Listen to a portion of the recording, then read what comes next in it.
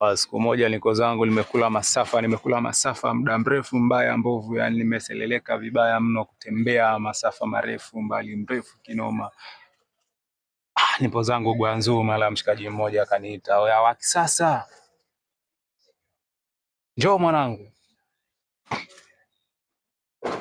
njoo tulote mali hii hapa nzuri kinoma na inatembea mbaya."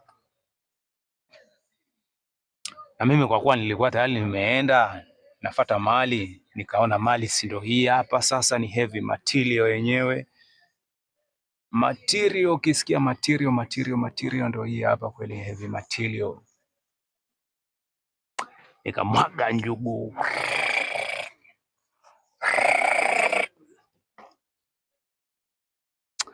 nilimwaga pesa kama mkanda wa nini benki, mwaga pesa sana pale, nikachota mali zenyewe. Muni bana alikuwa tayari amejipanga na vikofia fulani hivi vya kijanja, vikofia vya watoto. Cheki kofia kama hii hapa, ni matilio fulani, afu mtoto akivaa anaonekana ni wa kisasa, ni wa kisasa.